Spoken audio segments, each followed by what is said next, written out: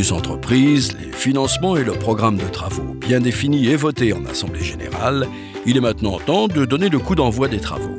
Comment bien coordonner les entreprises intervenant sur le chantier, suivre son avancement, parer aux éventuels problèmes et imprévus et minimiser les nuisances pour les habitants. Pour répondre à ces questions, rendons-nous sur une opération OPATB 13e soutenue par la Ville de Paris et la région Île-de-France.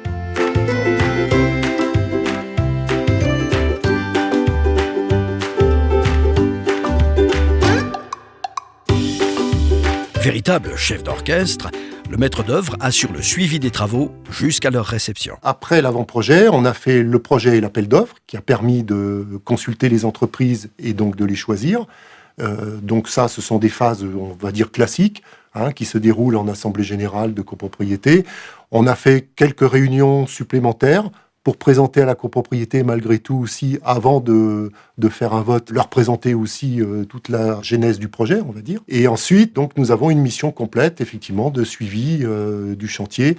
Et notre rôle aujourd'hui consiste, je dirais, à gérer les entreprises, bien évidemment, et à diriger les travaux, à prendre en compte les demandes de la copropriété, à gérer aussi les conflits, parce qu'il y a des conflits dans la copropriété. Tout le monde ne s'entend pas bien dans une copropriété, mais c'est normal.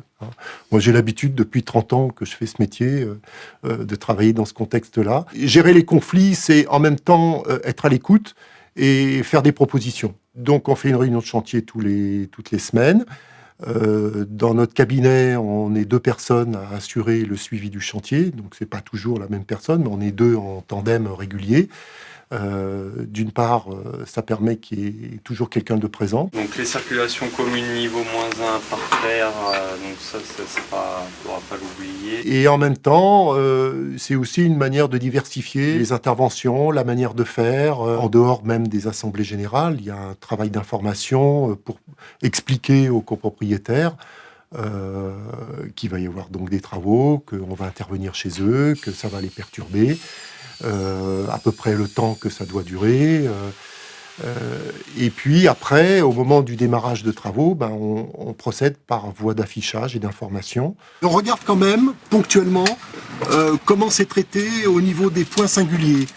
Les angles près des fenêtres, les arêtes avec les baguettes qui doivent être posées régulièrement à toutes les fenêtres, qui apportent la bonne finition de la réalisation de l'enduit. Ça fait partie de notre travail de maître d'œuvre, d'architecte, de vérifier que le travail est bien réalisé. Moi, je regarde beaucoup comment les gens travaillent.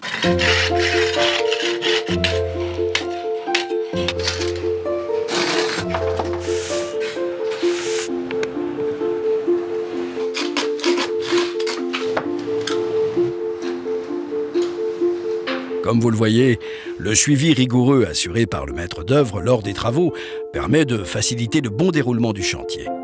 Si vous avez des questions ou si vous voulez découvrir les autres étapes d'un projet de rénovation énergétique, rendez-vous ici. À bientôt.